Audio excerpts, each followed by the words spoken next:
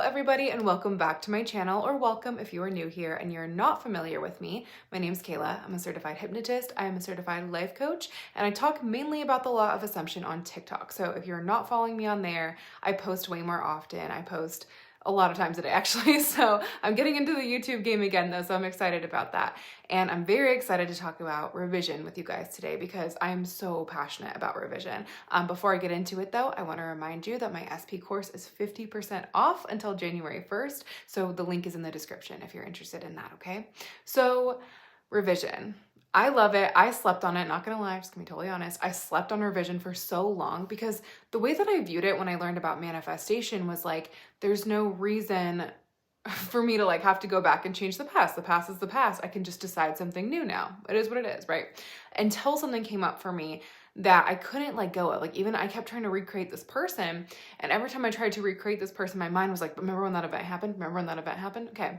So then all of a sudden revision came up in my reality and I was like, well, let me just try it. And it changed my life. Okay. And I want to get into 4 different types of revision. Technically, they're all the same thing, but I'm going to get into each one with you and how the different ways that you can use revision are and kind of how revision works first. Okay. And then I'll kind of go into like a story of how I used it. Let's start with what revision is and why it works. So it's a Neville Goddard technique. And the reason it works is because what Neville is saying basically is everything exists right now. So your past no longer exists. Those memories that you have no longer exist. We only have the present moment, but we're bringing the memory of those moments into right now, which means those memories only exist right now. Are you following me? Okay. So because those events are over, you're just carrying the memory into each moment. And because our stories and our assumptions are formed from events that have happened, from memories, we're creating those stories and keeping those stories alive by bringing those memories into each present moment. Okay, so that means we just keep perpetuating those stories. But because those memories only exist in our mind now in the present moment, we can pull up that file of that memory like a filing cabinet and change the memory so we're not bringing that new story into each moment. Crazy, right? And this doesn't have to be super crazy, mind-blowing, where like nobody remembers this happening. And it can be that way. I've heard other people's experiences of it being that way. But in my experience, all it was really it set off a bridge of incidents. It made it so I felt better about the situation and I stopped carrying that story into each moment and I let it go. And because I let that story go and I stopped bringing it into each moment, it stopped recreating itself in the present moment. Okay, so that's why I love revision. And the way that it works is there's a few, like I said, there's a few different ways you can do this. So the reason I got into this, well, I'll start with the first way because this is the reason I got into it, is revising a certain event. So if you have a certain event that really bothered you, you didn't like that, or if that event really shaped your view of somebody and you're recreating somebody, that's great, okay? Because this can be applied to anything. This can be applied to self-concept. Like you can come up with memories that you've had your whole life that like you feel shaped who you are and who you identify as right now. If you revise those and those never happened, or you shift your perspective on them, then that's not who you are right now. You no longer have to carry that story anymore with you, okay?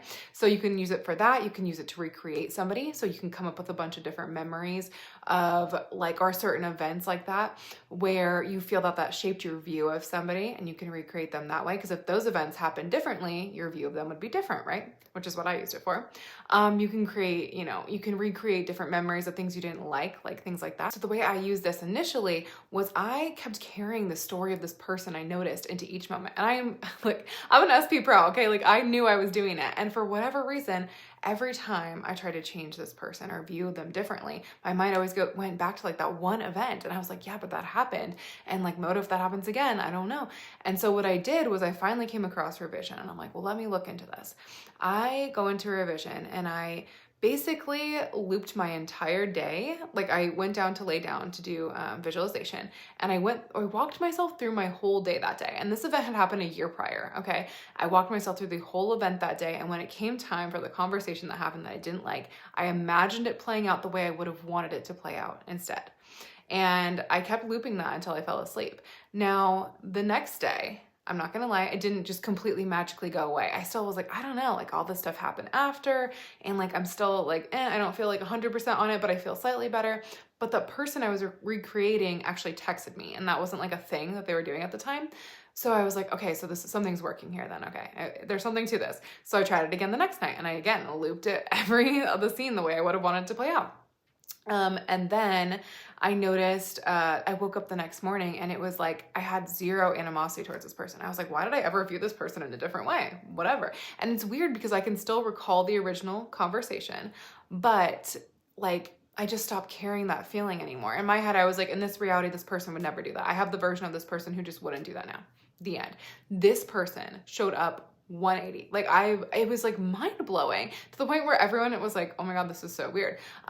Super nice. And I realized in that moment, it's because I stopped carrying that story of that person into each moment. So they stopped reflecting that story in each moment. Okay. And so you can do it like that. There's one event that you feel shaped something, or multiple events like that you feel shaped your view of somebody or of yourself. You can walk through your day like that and recreate it and see it how you would have wanted it to play out. So one way you can do this is writing out how that event made you feel, or just getting clear on how the original event made you feel. Then think, okay, how would have wanted to feel instead? Think of a way that scene could have played out that would have made you feel better instead. Then you want to loop that scene as if it played out the way you wanted to. And eventually your mind just feels better. It's like the weirdest thing, okay? So that's one way you can do it, is when there's a specific event.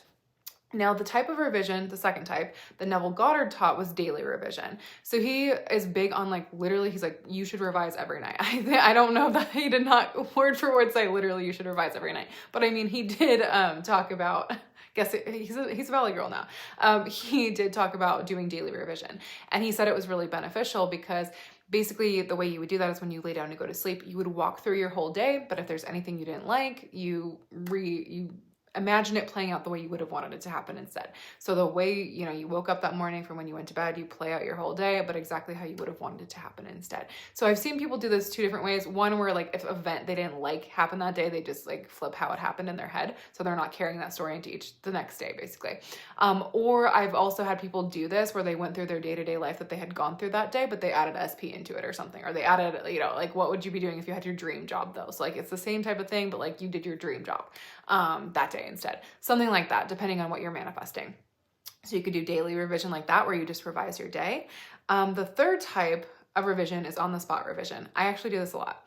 And it's when somebody says something to you, and you have to remember to do this, like, again, the only moment that exists is the present moment. And this is why this works and why you can do it. Okay. So like the second someone says something to you, that moment's over. It's done. We're the ones like, wait, what did you just say? And now I'm placing a meaning and value on this. And now I'm going to carry that story into this moment. So sometimes I'll just like catch it on the spot and be like, no, you didn't say that. You said this in my head, obviously not out loud, because people are going to be like, girl, are you okay?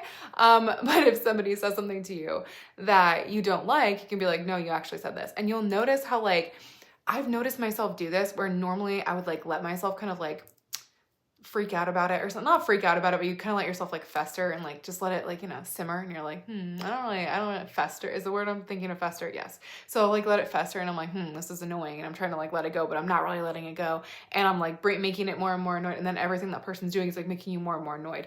Instead, I've noticed when I just go, no, that didn't happen, I like instantly let it go. That person shows up instant best version of themselves again. And it's just like, as soon as you let it go, they let it go. It's like the weirdest thing. So you can do on the spot revision like that. And I've done that where people tell me they didn't have time for me. I remember I forgot what I was trying to get. It's like, I think I was trying to get like a slot for like some sort of like what was it? Oh my goodness. It was, I think it was like either a Reiki session or something Mike and I were doing, or it was like a reading or something he wanted to do. And I remember her saying, oh, sorry, I'm like totally booked that day. I don't have anything. And I was like, no, she said we have time.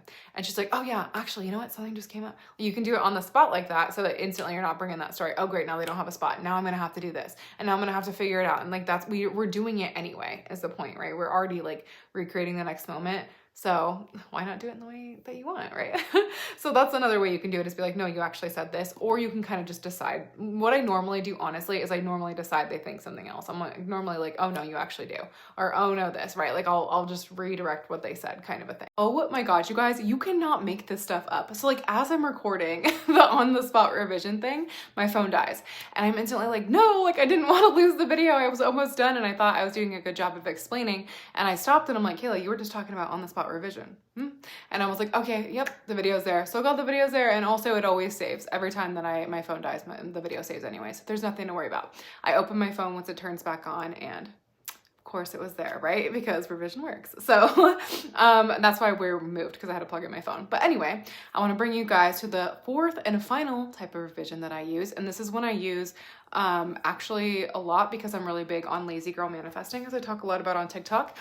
Just because I realize like you can fast track manifestation. Like we're taught you have to do so many techniques and you just don't have to work that hard. And that's something I'm really passionate about teaching people about, is because I realized the technique was just a way to get you to that like end place of just like a knowing, basically like a decision of like, yep, I'm going to experience that, whatever. And then moving on with your day, like, so the Sabbath, right? So when I realized that's all it was, I was like, I can just decide right now. I don't have to do the technique. I can be like, I'm experiencing that, moving on. Well, that's what I'm going to do, right? I'm like, why waste my time doing extra techniques unless they're needed? Sometimes they're needed, right? For like, if you have more resistance to something or something like that. But that's why this one's my favorite. And this one is kind of like, the way I would word it is either it's always been this way or this thing never happened, and you just leave it at that. You don't have to visualize, you don't have to walk yourself through it or anything like that, okay? And so basically what this one looks like is just that. It's actually that easy. And I realized I was the one actually overcomplicating it with the first time when I even walked myself through it. I'm like, I didn't even have to do that. I could have just said that never happened, the end. But I think that one I had a little more resistance to anyway. So like, I'm kind of glad I learned initially through that way of revising. But I did this. So I did this version of it because I was trying to recreate somebody, but this person I had a longer history with. Like there was more memories and I was like, I don't know where to start. Like, what do I even start with? Like there's too many memories, right? So instead I was like trying to revise different things from it. It wasn't really working and I was getting sub-movement here and there. And finally I was like, I just decide with everything. Like, why don't I just decide with this? And I was like, oh, this person's always been nice. They've always been like that. Like always had boundaries, whatever. I swear, oh my gosh, you guys, this to this day freaks me out. Like I was just talking to somebody about this and I'm like, this scared me. Like it was like too easy. And like, I was like, we're overcomplicating everything. Then I swear to God, the next day, this person starts acting completely normal and has been completely normal and has not done one weird thing when I was having daily issues with them. They've not done one weird thing since then. Completely normal, completely nice, respects all my boundaries. I'm like, what just happened?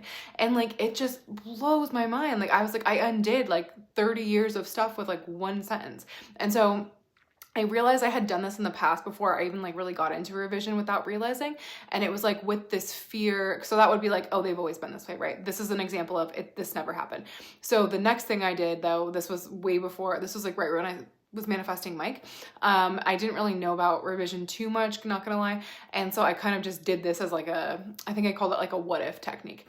But basically I always had this fear of being cheated on. And I didn't want to bring that into my relationship with Mike when I manifested it in, because like, he's so sweet, you guys. He's like a saint. And I was like, I can't like project something on him. Like I want to have a healthy relationship and I don't want to carry like past things into this relationship. But I was like, God, but I've always been cheated on in every relationship. Like, how do I let that fear go? And I said, what if I were never cheated on? And I just left it at that. And I was like, if I were never cheated on, I would not care. And I would literally be like, oh, I completely trust him, whatever.